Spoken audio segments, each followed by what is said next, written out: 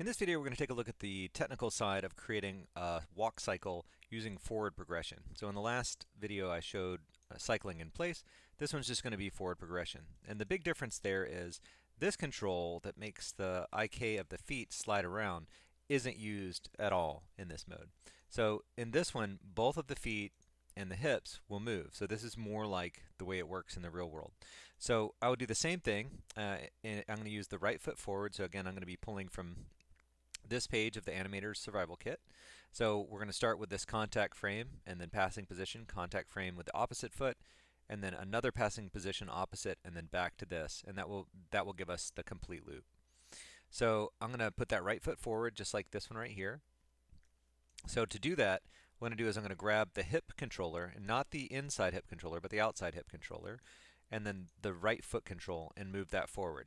And again, I'm kind of looking for about how far this can go before this is pulled away too much for the angle of the ball of the foot to make up for it. So somewhere around there is pretty close to where I would stop.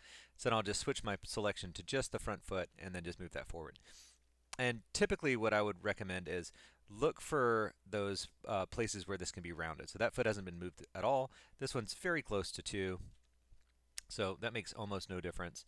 This one's very close to 4, makes almost no difference. And then I need to have some up and down because just like I showed in the last video, if this just glides along, first of all, it won't feel like it has any weight, but also the feet would have to be really close together. The gait would be really small. So in this case, I'll push this down. I don't have to push it down so low that I get both knees relaxed here because this is flat foot, and this is just not the way it's going to be. Right, so I'll pull it up a little bit.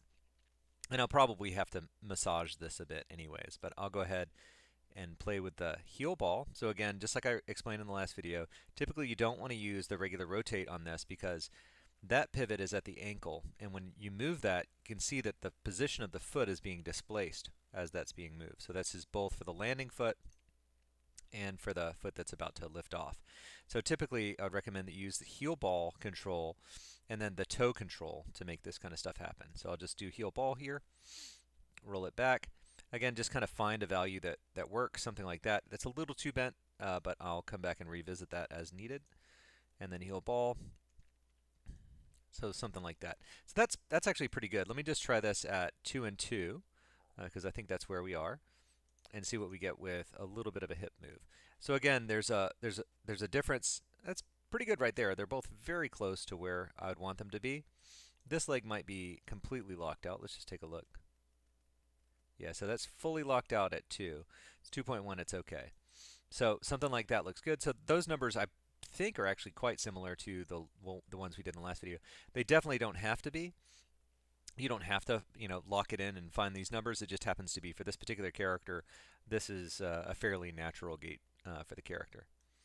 All right, so that's pretty close to what we'd want here. Now I just have to pull the arms back into wherever we want them to be. So again, I'll just do 30 on this, 30 on this side here. So you can see it up to this point, things are pretty similar to what they were done last time. It's just this blue one staying behind and the hips one is the one moving forward. And this is where things start to shift up a little bit. So I'm going to go ahead and set a key on everything. So you see I have everything selected and I'll set a key. And then I'll go ahead and move this forward, and I can't really move it to the end very effectively because the hips here are going to need to be moved and the feet are going to need to be moved. So translate Z on all 3 of those controllers is going to need to be updated. So I can copy this pose, but I'm going to have to slide everything forward anyways. So I'm just going to push this to frame 12. I find this is the easiest way to deal with a forward progression walk because in this walk cycle, this foot right here, when it hits the ground, it stays. It doesn't not move. So there's no value change on this foot until it lifts off. The only thing that's going to change is heel ball, but none of the rest of these will have anything that happens while the foot's in contact with the ground, and that's the thing that makes it feel like it's actually connected to the ground. So from the first frame to here, this foot won't move. So what I need to do is grab everything else and move it around that control. So I'll kind of do the same thing here. Well, I'll pull it past, and again, just sort of recognizing the numbers here, since I had a nice round number, I know that this needs to push to 6. And this is not always the case. You won't always sort of be able to know exactly where that's going to stop. And it doesn't have to be exactly the same, but the distance that the feet travel and the hips travel over the course of the full loop has to be exactly the same. It doesn't have to be the exact same from left to right, but it does have to be the same over the whole thing. I'll explain that again when we get to the end, just in case. All right, so this looks pretty good at 8 here. All right, so then again, I'd reverse these, and I just remember the number from what we just did. So, but normally what you do is look at one and then go to the next one and flip it. So you can see that's basically worked here. Everything's been flipped. And so then I would take the arms and reverse them because now we're getting into that penguin cycle, both of the left forward, both the right back. And on this one, since I have negative 30 and 30, I'm just going to do times equals negative 1. Right, and that'll just flip those. And then I've got auto key on, so all this stuff is being updated, but I don't rely on that for creating loops like this. So I'll select everything again and press S. I just want everything keyed as I'm setting up my initial blocks here. So now you'll see that that foot will already stay put and the character will move past it. So again, this is what I meant by this is more like the way that we work in the real world. Like all the pieces are actually moving forward. If you want a foot to stay put, just key it in the exact same position and then it will stay put. So now this foot will want to rotate over to the next one. And so what I know is this control will not change over here at 24. The only thing that's going to change here is the heel ball. But everything else is basically going to be the same. So what I'll do here is I'm going to copy everything except for this foot maybe from the first frame. And it doesn't really matter. You can do it the same way that we did between these two frames, where you could just move this forward and this forward, and that's perfectly fine. But you can also look at the offset that's happening here. So this control moved from 2 to 6, and that means that 4 units have changed, and then by here, that means it's going to move 4 more, so that 6 is going to become a 10. Right? So I can just do it that way as well. So whichever way you find easier is 100% fine. So what I'll do here is I'm going to grab all the controls. I'm at frame 0. I'm going to middle click, not a left click. I'm going to middle click over here and then press S. That keys everything at exactly these same values. So now what will happen is this will move forward and then step right back to the original position. To get it to keep moving forward for that last one, all we have to do is use that offset. So we know that this is our forward foot. It's not gonna move at all from this position. So we're at 8, so I'll just leave that at 8.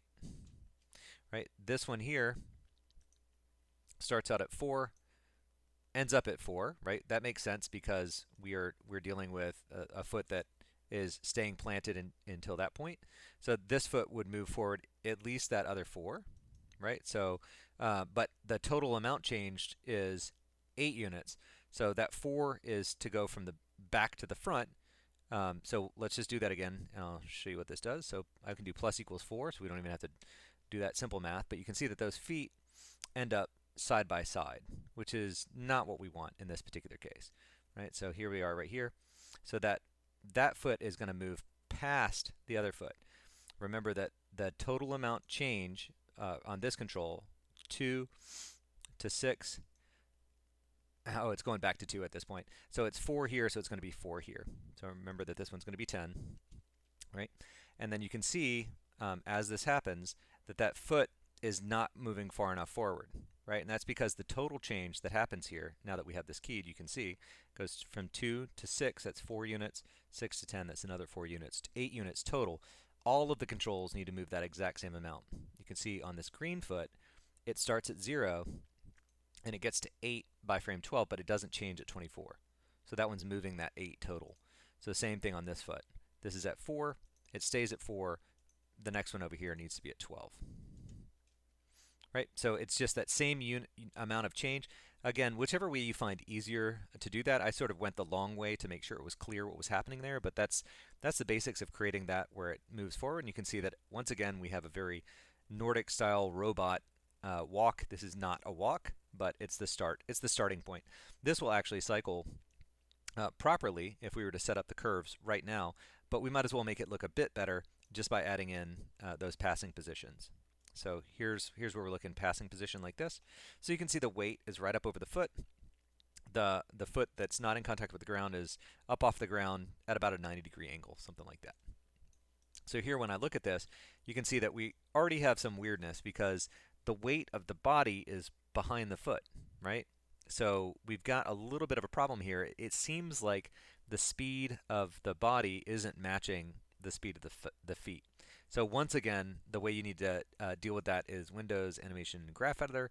In the Graph Editor, take a look at, let's grab the hips here, and then take a look at Translate Z. So we've got the same issue that we looked at last time, where the hips have this strong pulse to them. So they're going to slow in or slow out here, and so then gradually build up speed, go faster and faster, and then this is slightly eased here. It's not completely linear, and then it's going to ease at the end again. And so really, to see how that looks and see how this is incorrect for what we're trying to do, let me just push this out a little bit. I'm gonna go ahead and I'll go ahead and loop these, even though they're not going to look good. So for this, again, I'll just kind of grab everything, curves, post-infinity, cycle with offset. Since I'm not dealing with pre-infinity, I'll just leave it like that for now. And again, if you cannot see that, it's view infinity. You can see this is with infinity off, and here it is with infinity turned on. You'll just see those loops repeating. All right, so now what should happen is that should just carry on moving forward kind of forever. And let's watch the loop as it walks by. So watch just the head, for instance. See how there's like a weird pulse to it where it slows down? And that's not the way that people move when they're walking. It's a very consistent speed, right? And a consistent speed is better represented by a linear. You can see how extreme those eases are here. So again, I'll just go here and press F. And so translate Z here, just go to linear. You can see that fixes everything. And we typically don't need this in the middle. If you have an uneven step where left and right are different, it's good. It's probably good to leave that. In my particular case, they're even on both sides, so this could be cut out or it could stay. It's not really hurting anything, so I'll just leave it for now. All right, so now what we should see is a more consistent speed. You can see that head moving along. Basically, everything's okay. It doesn't look like a walk, but the feet are sticking. So you can already look at the feet and see that this is a pretty simple way to get those feet to stick pretty easily here. All right, so let's take a look back now at fine-tuning this a bit more. So again, at this point, now what we'd want is for that mid position, which is now more fit. You can see that that's over the foot. That's where I started on fixing this problem. I just wanted to explain where that was coming from. But you can see that's pretty well centered now. And now what I'd want to do is make sure to pull that up to where it's almost straight, but not straight, right? So somewhere around there is pretty dang good. All right, the exact position of this is not incredibly important. I will copy this to the other side, but you really don't have to. So with that set, I just want to make sure the foot that's moving. So this is my foot that's on its track. So what I want to do here is, again, pivot up on that toe. And the reason you want to use that toe is you can see that when I use this toe control, that end of the toe stays exactly in place. Where it is, if I were to grab this control and rotate it, and then move it, you can create the same basic position.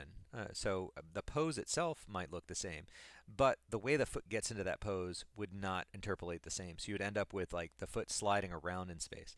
So what I would generally recommend, especially when you're starting out, you can get away with doing that on the ankle, by the way, but I would generally recommend working like this, where you rotate that controller up, use those toe controls, and then when the foot is releasing from the ground, then you can do whatever you want. But when the foot's in contact with the ground, only change this toe control and the heel ball, and that's it.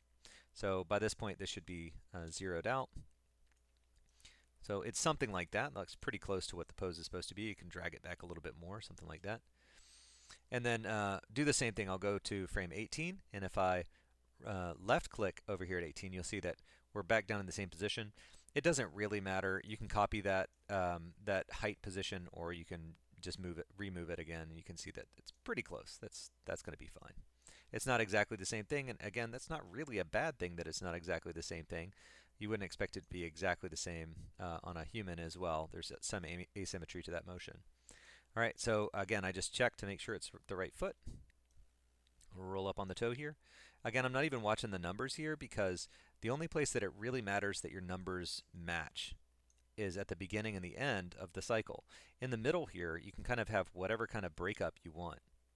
All right, and again, the point of this is not to show you how to create the best walk cycle. The point of this is to get the technical part of creating a cycle and having the feet stick to work.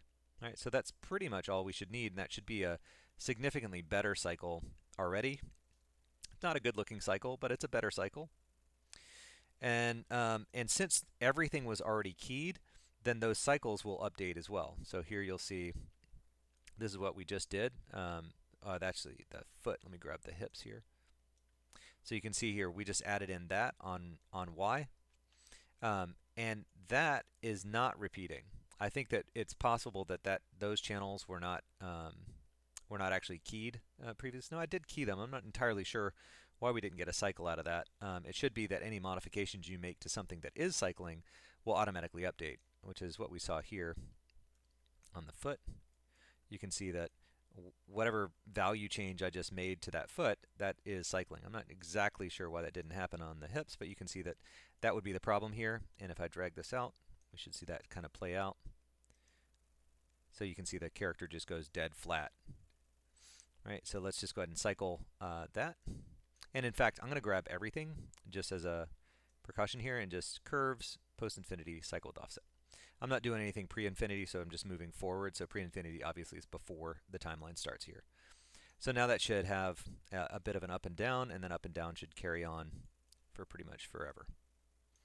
Right, and again, so you want to make sure on this that your values are the same.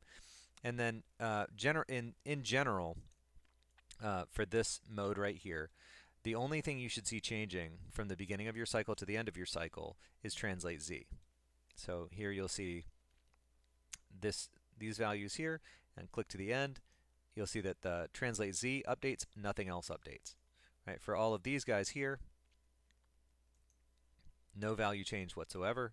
Be the same thing on the other side. The hips will only have a translate z value change. Again, when you're cycling in with an offset, you don't want to have any variation at all with any channel except for the ones that are pushing it along in the direction of travel. That's it. So that's pretty much the whole cycle. I'll do other videos on refining parts of the body. Again, this is really just focused on getting the technical stuff out of the way so you can get into the more creative and fun stuff in the next videos.